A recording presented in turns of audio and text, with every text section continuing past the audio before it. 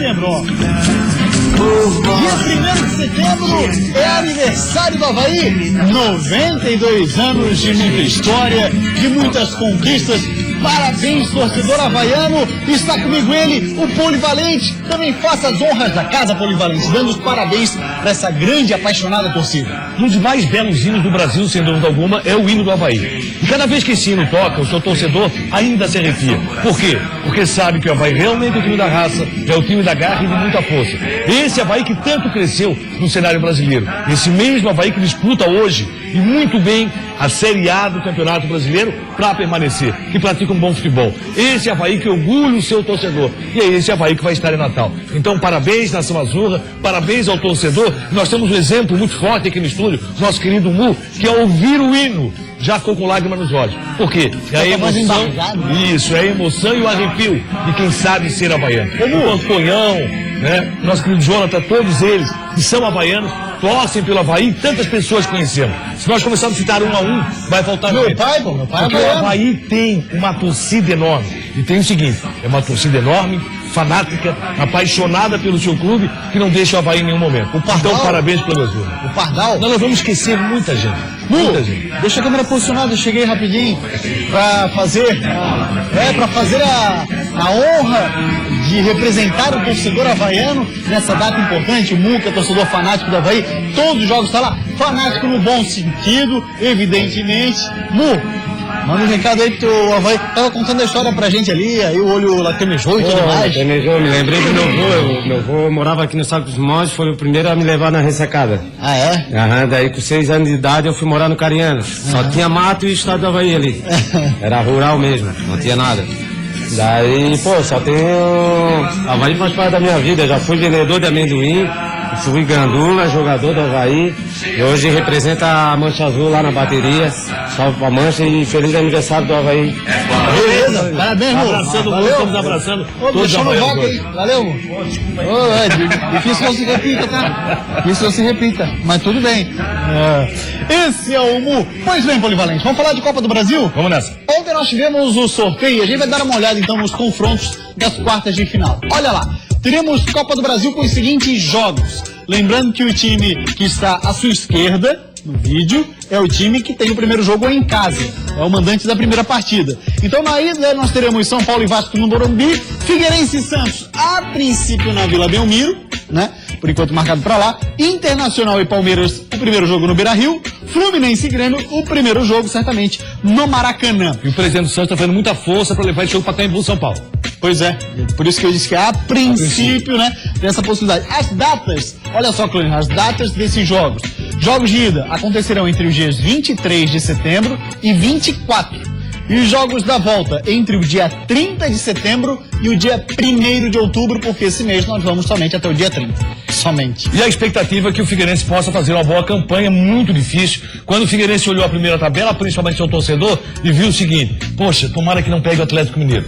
Acabou pegando o Atlético Mineiro. Olhou para a tabela agora, qual é o clube que está com aproveitamento a partir do Dorival Júnior de 80%? Aproveitamento de campeão brasileiro. É o aproveitamento do Santos a partir do Dorival Júnior. Então, não se queria pegar o Santos. Vem o Santos pela frente. Agora é o futebol, é partir para cima e ver o que pode acontecer. Se você perguntar, tem favoritismo? Claro que tem. No futebol sempre tem um favorito. Às vezes favoritismo maior ou menor. Nesse caso, um grande favoritismo do Santos. Mas o Figueirense está aí para poder reverter. Mais do que contra o Atlético Mineiro? Não mais que contra o Atlético Mineiro. Eu colocaria o mesmo peso. Mesmo peso para o Atlético. Isso. Então, da forma como o Figueirense conseguiu surpreender o Atlético, pode muito bem surpreender o Santos. Porém, o Santos decide em casa. Para muita gente isso pouco importa. Eu acho que ainda faz a diferença no futebol brasileiro a decisão ser em casa. A prova disso é o Figueirense ter conseguido a vitória 2-1 no embalo da torcida e na pressão que foi. Nós tivemos o Palmeiras, São Paulo classificando fora de casa, né? O Vasco seria fora de casa a classificação, mas aí foi campo neutro. Então você não pode afirmar, você sempre fica com a dúvida, é melhor jogar a primeira em casa ou jogar a primeira fora. É sempre uma dúvida. Se você fizer um bom placar dentro de casa, o que é difícil com uma equipe como o Santos, como foi para o Atlético Mineiro fazer como equipe com o Figueirense. Sim. Não conseguiu. Se o Atlético fizesse placar dentro de casa, dificilmente escaparia a classificação. Seguimos na discussão do sexo dos anjos, então. Sim, Vamos lá. Você não pode fazer Mas essa afirmação. vamos discutir o sexo do anjo, então. Vamos lá. Vamos tentar Se descobrir. entrar nessa discussão, vamos lá. Tá, vamos supor assim, o Figueirense venceu a primeira partida em casa. Vai jogar na Vila Belmiro. Você acha que é ruim ou bom? Se o Figueirense vencer a primeira partida por 3-0, não tem problema. Aí já era. Já era, já tá. Mas daí muito não entra- difícil reverter. Mas não entra muito confiante? Isso, vê bem, você vence o jogo por 3-0, Tá. certo? O Figueirense vence, uma equipe que joga em casa, não vamos colocar o Figueirense, consegue uma vitória por 3-0. Jogando fora de casa, você joga para fazer um gol. A partir do momento que você faz um gol, você vai dificultar demais o time adversário. O time, porque o time vai ter que programar primeiro uma goleada. Ele programa. Toma um gol, essa programação, ela passa a ser mais forte ainda. Então é muito difícil. Se você consegue um bom placar no primeiro jogo, matou. Agora, se não consegue, dificulta. Como aconteceu com o Atlético Mineiro. No primeiro jogo, 1-1. Aí pro segundo jogo, buscava a vitória. Mesmo assim, não foi um resultado tão desinteressante pro Atlético. Buscava a vitória, não conseguiu. O Figueirense acabou conseguindo a classificação. Eu digo pelo seguinte, por exemplo, se o Figueirense ganha a primeira em casa, vai jogar a segunda fora, aí chegando pela lógica de jogar a segunda em casa é bom, no seguinte sentido. São duas visões, né, que se tem. Jogar a segunda não é legal, fora de casa, e jogar a segunda é legal pelo seguinte sentido, no meu entendimento. Você vence o primeiro jogo, suponhamos, 1-0. Vai pra jogar lá com a responsabilidade de manter o placar. Você vai ter que entrar em campo ligado. A preocupação é, se chega lá e acha por ter vencido o primeiro, a gente tá quase Posso lá fazer já. uma pergunta? Bom, pois não. Qual era a responsabilidade do Figueirense no Scarpelli no segundo jogo? O Figueirense tinha que manter o placar o 0-0. Não conseguiu. Trouxe o Atlético pra Tomou cima. 1-0. É. Não, até não trouxe o Atlético pra cima. O Atlético tem um grande time. O Atlético joga um bom futebol. É o que vai acontecer com o Santos. Se você verificar, o Atlético jogou muito no Scarpelli. Agora, do futebol, teve um jogador expulso. No primeiro tempo, mesmo com um a menos, conseguiu fazer 1-0. Aí no segundo tempo pesa a questão física, pesa a pressão do torcedor, pesa a pressão do time adversário e pesou a bola aérea. Onde o jogador que foi expulso, Nado Silva, era um dos jogadores mais importantes do Atlético. Sim. Então, você sempre vai ficar na dúvida, é melhor ou pior? Né? Sexo dos anjos. Isso, pro Figueirense, o Figueirense vai ter que fazer. Apresentar um bom futebol em 180 minutos. É um jogo de 180. Primeiro tempo no Scarpelli, essa nova, gostasse, né? Opa! Primeiro tempo no Scarpelli, Anotei aqui. segundo tempo em São Paulo ou em Santos, na Vila Belmiro. É um jogo 180 minutos. Mais uma pra mim, hein? Tá bom. Valeu, Polivalente. Obrigado. Vamos agora falar de Série B do Campeonato Brasileiro. Hoje teremos a 22ª rodada, é a rodada completa. Todos os jogos dessa 22ª rodada acontecem hoje. Entre eles, 7 da noite, Criciúma e Náutico no estádio Heriberto Rios. Compromisso, torcedor do Tigre, ir lá incentivar o Criciúma a conquistar uma vitória do Náutico. Lembram do Ronaldo Alves? Pois é, tá por lá. Mas agora a história é Tigre. No duelo de logo mais, Criciúma e Náutico se enfrentam com objetivos parecidos. O Carvoeiro busca se aproximar do tão sonhado G4, mas está em 9º lugar, um pouco mais afastado das primeiras posições. Já o Náutico, que está em 6º, tem a mesma pontuação do 4º colocado. Por isso, com uma vitória, pode ficar entre os 4 primeiros. Tem um time bom, tem jogadores bons, a gente está se preparando, mas acho que nós também temos jogadores que estão querendo bastante e temos que recuperar ponto perdido contra o Mojimirim. Nós perdemos 2 pontos, agora esses 3 pontos estamos contando com ele de novo. O comandante não contará com o Neto Baiano suspenso pelo 3º cartão amarelo e Fábio Ferreira, que deixou o Tigre na tarde de ontem. Pois é, Fábio Ferreira deixou o Criciúma, Claudio. Surpresa não? Foi para a Ponte Preta, surpresa sim, até porque para mim é um jogador muito interessante. Vai continuar dependendo do Rocha na zaga, o time do Criciúma, e ele não tem vindo bem. Isso é problemático. Fábio Ferreira é jogador titular. O que falou o diretor de futebol do Criciúma? Olha, existia uma cláusula no contrato que ele poderia ser liberado caso fosse para a Série A. E por isso, vai para a Ponte Preta o Fábio Ferreira. Perde o Criciúma. Criciúma, se quiser contratar, tem que classificar. Se quiser classificar, tem que ganhar o Náutico hoje. Se não ganhar, fica cada vez mais difícil. O Náutico hoje é o 6º colocado, o Criciúma está na 9ª posição, subiu uma posição nessa rodada, eles estão separados com 6 pontos. O campeonato tá pedindo. Vem, Criciúma. Vem, Criciúma. É isso. O Criciúma derrapa e todo mundo derrapa lá em cima. Vem, Criciúma. Então aproveita. Vai, Criciúma. Hoje vence o Náutico, 7 horas do jogo para bom público. Vamos agora de escalação do Criciúma, vamos dar uma olhada então na provável formação do Tigre pro jogo de hoje à noite. Olha lá, tem Luiz no gol, a dupla de zaga, Claudionir, com Wanderson e William Rocha. Um problema seríssimo, Wanderson falhou no último jogo e o William Rocha, nós já conhecemos, um jogador que às vezes está banado, o William Rocha. Tem altos e baixos, né? Não é um cara regular. Aí seguimos com Jonas e Cristiano, depois no meio de campo tem Wellington e Marcão, o Natan no meio, junto com o Jefferson e Lucas, um pouco mais recuados, porque o Thiago Adam é o cara que vai lá pra frente. As laterais são o ponto forte do Criciúma, que hoje está desfalcado, principalmente lateral esquerda. Então é um problema pro Pet tentar resolver. E tem que resolver. O Criciúma tem que sair na frente, não pode correr atrás mais uma vez. O Criciúma tomou 2-0 no último jogo, conseguiu um empate. Foi superação? Foi. Mas um futebol muito fraco. A gente vai para uma rápida parada depois do intervalo. Vamos falar, por exemplo, de jogos abertos de Santa Catarina. E claro, o destaque maior é para o futebol catarinense. Você não sai daqui, a gente já volta. Após a derrota contra o Corinthians, a Chapecoense precisa manter o foco e trabalhar muito para não cair ainda mais na tabela de classificação. Se soltando cada vez mais. Esse é Néstor Camacho, meia paraguaio do Leão. Meu sonho era jogar aqui no Brasil. Agora se está cumprindo. Consegui fazer vários gols no estadual e ser escolhido o craque do campeonato. Presta atenção em como o Cleitinho pensou antes de fazer aquele passe pro Marcão. Futebol, a gente tem que pensar antes de correr, antes de qualquer coisa, né?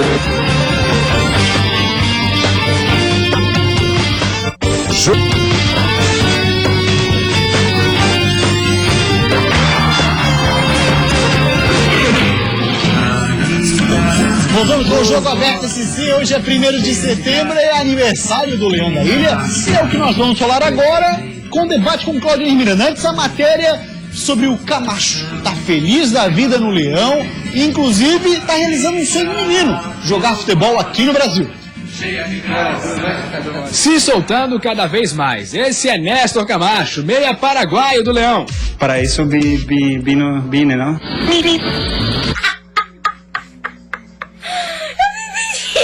Pois é, no português ainda falta um pouquinho, mas jogar ele tá jogando fácil.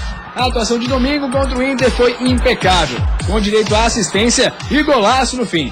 Mais do que nunca, Camacho mostrou que é do Paraguai, mas a alma futebolística é brasileiríssima. Meu sonho era jogar aqui no Brasil. Agora se está cumprindo, porque minhas características são essas, futebol brasileiro, gosto muito de jogar, como falam aqui do Brasil, como falaram em algum momento do selecionado do Brasil, o jogo bonito é que eu gosto. Independente do esquema, o gringo vem se adaptando. No jogo de domingo, jogou ao lado de Marquinhos e apesar de camisa 10 estar voltando de lesão e ter ficado um pouco apagado no jogo, Camacho destaca o papel importante que M10 tem com a camisa azul. Tenho muita experiência e isso a nós companheiros deles nos brinda confiança, muita confiança, e isso é o que eu senti ontem no jogo, tê-lo aí como um referente, como um jogador que sabe que ele pode dar essa bola precisa para fazer gol. Pois é, Claudionir Miranda, o Néstor Camacho tem chamado a atenção demais, porque quando ele entra, ele sempre queria alguma coisa diferente. No último jogo, por exemplo, deu uma assistência e fez um golaço. Um golaço do Néstor Camacho, e é muito interessante essa escalação do Avaí. Acho que o Néstor Camacho é titular do Avaí, absoluto, não tenho dúvida alguma com relação a isso. E a partir do momento que ele entrou no time, o time ganhou muito em qualidade, em criatividade na meia cancha, em velocidade e, acima de tudo, com jogada pelas pontas e com uma pontaria impressionante. O gol que o Néstor Camacho fez contra o Internacional é gol de gente grande. Ele olhou, ele visualizou como o Alisson estava colocado, o Alisson ficou só na torcida. Então, além de ser o garçom, além de dar assistência, o Néstor Camacho é um jogador que trouxe muita qualidade e bate muito bem pro gol. O torcedor havaiano está ganhando um novo ídolo na ressacada. Olha o lance, olha só. O Alisson do Internacional ficou só na torcida. Ele não tinha outra coisa para fazer. Tem um detalhe apenas aí, torcer para que a bola não entrasse. Tem um detalhe do gol dele, o Sérgio Vieira, nosso repórter cinematográfico, ele disse para mim, Gustavo, o Néstor Camacho, aquele gol que ele fez contra o Inter, esse golaço aí, essa pintura, ele faz constantemente nos treinos. É o arremate típico dele durante o treinamento. É uma coisa que ele faz no comum, no dia a dia. Então o torcedor do Avaí pode ter aí novas possibilidades com o Néstor Camacho no meio de campo, um cara para marcar gol. E você pode ter certeza que a partir de agora, Néstor Camacho vai ser um pouco mais vigiado, vai ser um jogador que vai ter mais atenção do adversário. E com isso, o que vai acontecer? O Avaí ganha liberdade para ter mais um atacante um pouco mais solto. Eu colocaria Anderson Lopes imediatamente nesse time do Avaí, para que ele possa crescer um pouco mais. Marquinhos Santos não vai para o jogo. E eu falei ontem aqui sobre a dificuldade que vai ser você manter Marquinhos Santos e Néstor Camacho.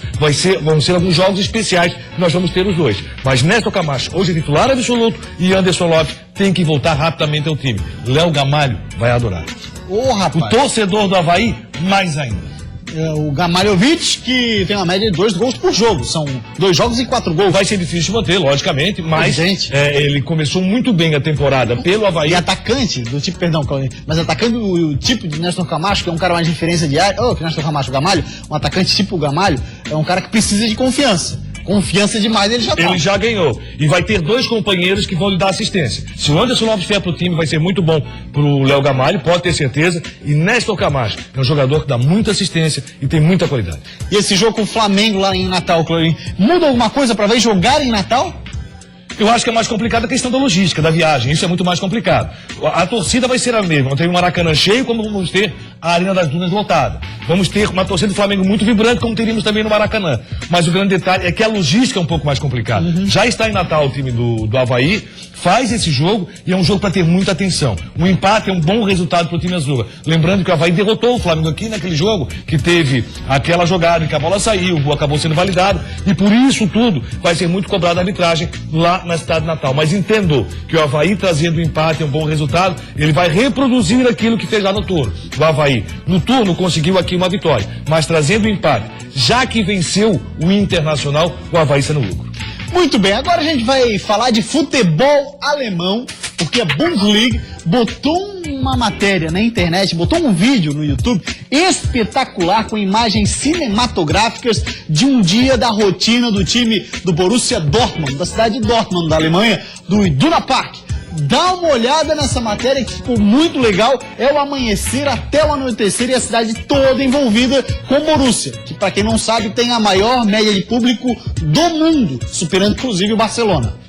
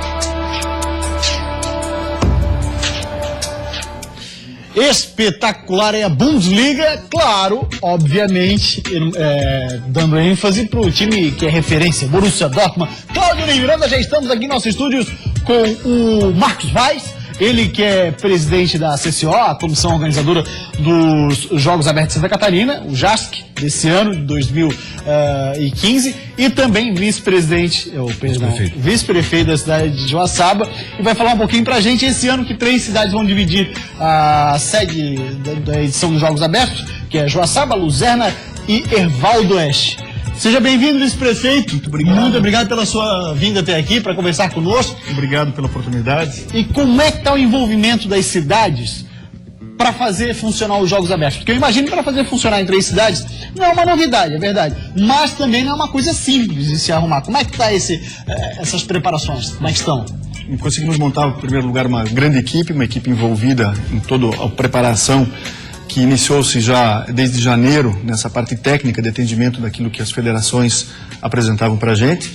E isso avançou muito, né, na questão logística de a gente conseguir formatar um evento, que é o maior evento esportivo do estado de Santa Catarina. A responsabilidade, porque é a sua 55ª edição, né, 55 anos que se realiza os Jogos Abertos, e também pela responsabilidade que Joaçaba, Erval do Oeste e Luzerna cediam pela 6ª vez o evento. Conseguimos, então, nesse meio tempo, organizar toda essa parte de infraestrutura. Aguardávamos a definição da formatação do convênio por parte do governo do estado, né, que por determinação do governador Raimundo Colombo será nos repassado R$1.800.000 para a realização, para a montagem dos jogos. E na última quinta-feira nós fizemos o lançamento oficial para a comunidade, para as entidades que vão se envolver conosco na organização do evento, na parte de segurança, a parte, né, de saúde pública, que representa muito no evento desse porte, mas posso garantir para toda Santa Catarina que estamos muito bem na parte da organização, muito bem preparados para receber os mais de 5.000 atletas que lá estarão. Deixa eu primeiro parabenizar, até porque no momento de tanta crise, só se fala em crise no país, né? As 3 cidades abraçaram Joaçaba como polo, com certeza absoluta, até porque tem muita experiência nisso. Eu pergunto, e o preparativo do meio oeste para essa competição? Porque, logicamente, além de receber todos os atletas, Jogos Abertos é algo espetacular, sensacional. Eu, particularmente, sou apaixonado por Jogos Abertos. Acho que o Estado deve investir cada vez mais nesse sentido. O meio oeste vem para brigar? Vem para brigar, e além disso vai ser parceiro. Nós temos 2 municípios que serão parceiros também como sede dos eventos, né? A canoagem remo será realizada no Alague de Erval Velho, que está a 12 quilômetros de Joaçaba.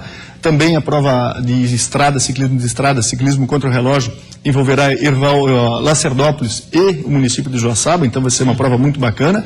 E esse envolvimento, né, como tu falou... Então a comunidade do meio oeste vai estar incluída. Um proativo, né, porque o esporte, além de ser uma coisa boa, é um momento importante, né, da economia brasileira que se faz um evento. E o mais interessante disso, né, que a gente tem uma característica diferente, porque você fazer um evento de 5.000 participantes ou 6.000, numa cidade grande, uma cidade maior, é mais um evento. E nas cidades, né, com a nossa logística, com a nossa característica, é o evento. Por isso que nós vamos fazer de tudo para que essa edição dos Jogos Abertos seja inesquecível, seja realmente da grandeza dos Jogos Abertos de Santa Catarina. Vice-prefeito, e se a gente for falar de novidades que talvez possam aparecer nessa edição? Porque Joaçaba tem experiência em eventos como poucas cidades catarinenses por conta do carnaval. O que está se preparando de diferente para que os Jogos Abertos de Joaçaba, Luzerna e Erval do Oeste tenham uma característica única? O grande objetivo nosso é esse envolvimento das cidades e das entidades representativas das cidades no evento. Então nós vamos ter a participação muito forte da comunidade envolvida, no bem receber os nossos atletas e no envolvimento de fazer os Jogos Abertos, como falei, ser inesquecível, ser único. Essa questão do carnaval, que é o nosso maior produto de venda comercial, dá para se dizer assim, de propaganda do nosso município. Olha o sorriso que eu vi. Com certeza, quando fala do carnaval, com certeza ele vai ser bem explorado na questão dos Jogos Abertos, mas isso é uma surpresa e que vai ficar para as pessoas que vão nos acompanhar lá e nos visitar, que com certeza vão se surpreender com o que a gente vai fazer. Além da comunidade local, a comunidade esportiva, vocês esperam também visitantes durante os Jogos Abertos? Não tenha dúvida, né? Inclusive, a rede hoteleira já está se preparando para isso, já existem muitas reservas e comprometimentos em relação a isso, e tenho certeza que, por se tratar de uma coisa tão positiva como é o esporte, certamente o evento se tornará, né, um sucesso em relação disso tudo de bom que envolve o esporte amador de Santa Catarina. Vice-prefeito, agradeço muito Obrigado. a sua participação aqui conosco. Obrigado. E pode ter no Jogo Aberto esse um parceiro do JASC, né? Os Jogos Abertos de Santa Catarina, que eu também sou fã demais, gosto muito da participação, do envolvimento do Estado numa edição única e esportiva tão bacana que são os Jogos Abertos, viu? Muito obrigado e até uma próxima oportunidade. E Né? que esse sorriso possa ficar também na realização dos jogos, e quando eu falei em carnaval, já com sorriso, então nos jogos também possa ser assim. Com certeza. Um abraço, tudo de bom. A gente segue com o Jogo Aberto SC. Agora vamos falar do Joinville, que vai ter confronto duríssimo na próxima rodada. O Jack é o vice-lanterna. A última rodada não foi tão boa, mas tem um cara que aos 40 anos de idade tá voando baixo, Marcelinho Paraíba. Apesar da derrota e da permanência na zona de rebaixamento, Marcelinho Paraíba tem gostado das atuações do time, tem gostado das próprias atuações, enfim, tem gostado do ambiente do Jack, principalmente por estar jogando no setor em que mais se sente bem. Ali é onde eu me sinto bem, né? Vinha jogando assim no Inter de Laje, consegui fazer vários gols no estadual e ser escolhido o craque do campeonato. Com o PC, ele me deu essa oportunidade, porque eu já tinha jogado com ele também dessa forma no Sport de Recife. Ele está falando de jogar no ataque, mais avançado, o que fez Marcelinho chegar à marca dos 4 gols e se tornar artilheiro do time junto com Kempis. E mesmo com a derrota por 3-2 para o Palmeiras, fazer 2 gols na Allianz Arena rendeu elogios demais para o jogador. O nosso ego, vocês sabem como é que é, né? Isso aí em qualquer trabalho, no dia a dia, quando você recebe elogios, sempre é muito bom, mas tem que ter calma também, porque os elogios não podem deixar você acomodado, como também as críticas, quando vem, não pode lhe abater, né? Essa é a voz da experiência, de quem sabe que futebol é questão de fase. Marcelinho Paraíba está confiante de que o Jack está no caminho certo e sai da situação atual. Principalmente porque o equilíbrio também tem vindo da comissão técnica e da diretoria. Tem jogador que às vezes funciona com uma reclamação mais dura, e tem jogadores que se você reclamar de uma forma mais dura assim, de repente ele vai ficar mais inibido e só vai estragar. Então, tanto o PC como o Maringá sabe bem usar isso aí, e o time está no caminho certo. Pois é, olha só, Maringá sendo citado na coletiva do Marcelinho Paraíba, o que significa que também essa recuperação do Joinville, é verdade que a última derrota foi pro Palmeiras e até já era esperada, Claudinei. Normal. Né? A participação do Maringá me parece ter sido efetiva também nessa recuperação. Eu tenho certeza, não me parece, não, eu tenho certeza, até porque o Maringá é um cara que ele teve na Chapecoense, fez um grande trabalho. Ele saiu da Chapecoense e não achou que estava por cima de todos, não. O que fez o Maringá acima de tudo trabalhou pela recuperação do Joinville, mas antes disso, foi estudar muito como está o futebol no mundo, como está o futebol no Brasil, e o Maringá trouxe isso, além de todo o seu conhecimento, para Joinville. E tem um detalhe, né? O Maringá vestiu a camisa do Joinville, foi um dos principais jogadores de Joinville. Então ele sabe o que representa para a cidade essa volta de Joinville à Série A e a expectativa de permanência. Parabéns a toda a comunidade de Joinville por essa recuperação que pode ser melhor ainda. Joinville tem um grande jogo com o São Paulo. Se vencer, aí ninguém segura. Vamos para uma rápida parada depois do intervalo, você sabe, essa é a Casa do Futebol de Santa Catarina, ou seja, todos os times de Santa Catarina num só programa, olha lá. Nada de folga na Chapecoense, treinamentos a todo vapor. Nós priorizamos o trabalho de equilíbrio, né, durante a semana. Fizeram até campanha para eu poder ficar no Figueirense, então eu fico feliz com o reconhecimento no cenário nacional e internacional. Isso é Jogo Aberto SC!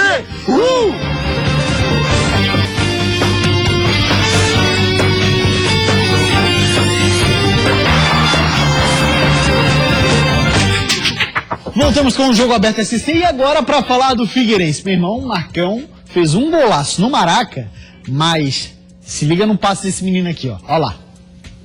Um passe magistral, uma grande conclusão. Quem pegou o jogo só no finalzinho e viu o belo gol que deu a vitória ao Figueirense em cima do Vasco no Maracanã, pode pensar que o Figueira fez uma grande partida. Mas quem acompanhou o jogo inteiro sabe que não foi bem assim. Um futebol pensado, tem se falado muito nisso desde que René Simões chegou ao Figueirense. Acontece que no jogo contra o Vasco, essa filosofia não foi muito colocada em prática não. Mas precisou só de um jogador, com um raciocínio muito rápido para que o caminho para o gol fosse aberto. Presta atenção em como o Cleitinho pensou antes de fazer aquele passe para o Marcão. Futebol, a gente tem que pensar antes de correr, antes de qualquer coisa, né? Então, eu vi o lance antes, eu já fiz a movimentação saindo para dentro e fiquei sozinho, o Serginho acabou não me acompanhando, eu vim para dentro, fiquei sozinho, no meu domínio eu já fico de lado, e eu vi o Marcão e vi o Dudu, e a melhor que eu concentrei foi no Guinha Azul, que o Guinha Azul era a sobra ali, o cara que estava próximo do Marcão, então eu me concentrei em botar a bola nas costas dele pro Marcão, assim, fazer a movimentação nas costas dele e sair sozinho pro goleirinho. Então eu aprendi com a bola. O Figueira de René Simões talvez ainda não tenha assimilado totalmente o modo de pensar do treinador, mas sempre tem uma cabeça pensante no ataque e que faz a diferença. A qualidade do jogador fez muito torcedor pensar que a essa altura o atacante já teria sido negociado com outro time, mas ele garante que está feliz no Figueira e por enquanto o pensamento é só no alvinegro. O torcedor do Figueirense fica feliz, né? Fizeram até campanha para eu poder ficar no Figueirense, então eu fico feliz com o reconhecimento no cenário nacional e internacional. Eu estou feliz com esse momento, o grupo está saindo muito bem, tem sido muito bom para mim. Cleitinho que voltou do Pan-Americano pra lá de afiado, já a gente vai reprisar o lance, Claudinho Miranda, mas que passe do Cleitinho, aliás, toda jogada, né? E que fez muita falta, continua sendo jogador que deixa a zaga respirar um pouco mais. É um cara inteligente, você viu que na jogada desenhada pelo Figueirense para o gol, ele falou o seguinte: eu vi o Dudu, que estava aberto pela direita, e vi o Marcão, mas concentrei no Guinha Azul. Por quê? O Guinha Azul estava cansado. E a zaga do Vasco, toda ela estava lá em cima. Então ele colocou nas costas do Guinha Azul. Observe a jogada, ele vê o Dudu lá do outro lado, ele vê o Marcão e viu o Guinha Azul na marcação. E por isso, ele tirou do Guinha Azul para que o Marcão fizesse golaço, calasse o Maracanã, final do jogo. A vaia já comia pro Vasco. E olha lá o torcedor do Figueirense lá atrás, comemorando o gol do Marcão. Isso é interessante. Foi uma jogada inteligente. Jogador tem que pensar um pouco também. E pode ter certeza, o Cleiton pensa muito. Agora vamos falar da Chapecoense. Todo cuidado é pouco na Chape. Faz uma campanha bacana, é verdade. Mas o Campeonato Brasileiro é rápido, não perdoa não. É a tal da bola pune. Nada de folga na Chapecoense. Treinamentos a todo vapor, porque a semana será intensa para o Verdão do Oeste, que precisa reagir para não despencar na tabela de classificação do Brasileirão, que é considerado prioridade para o time do Oeste do estado.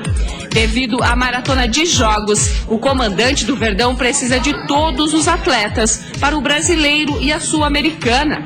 Camilo poderá voltar a ser titular nos próximos jogos. Ele fez o desequilíbrio muscular e deu um desequilíbrio considerável que estava prejudicando, inclusive, com lesões seguidas. Então nós priorizamos, que não adianta a gente colocar o jogador e ele machucar, nós priorizamos o trabalho de equilíbrio, né, durante a semana. Foi a primeira semana e ele jogou meio tempo, não me recordo qual jogo, ele fez de novo essa semana e agora jogou meio tempo, e agora o que a gente vai ter que saber é o resultado agora, ele fazer um novo exame, para que isso estiver comprovado o equilíbrio, a gente coloca ele para jogar naturalmente. Como jogador importante para a gente vê isso, né, mas não adiantava a gente não respeitar isso, porque senão a gente perderia ele. Bruno Rangel, autor do único gol da Chapecoense contra o líder do campeonato, quer mais. O atacante, que já tem 53 gols contando campeonatos e amistosos, tem mais uma meta, que é de se tornar o maior artilheiro da história da Chapecoense. O Verdão do Oeste deverá viajar amanhã para enfrentar o Santos na Vila Belmiro na quinta-feira. É polivalente, tá aí a Chapecoense, que precisa dar uma reorganizada para não sofrer o baque de uma derrota pro Corinthians. Perder para o Corinthians não é algo estranho nesse campeonato. Todo mundo tá perdendo. Mas a Chapecoense tem futebol para jogar mais e não jogou contra o Timão. Pra cima deles, Bruno Power Angel. Tchau, jogo aberto aí. Você volta amanhã.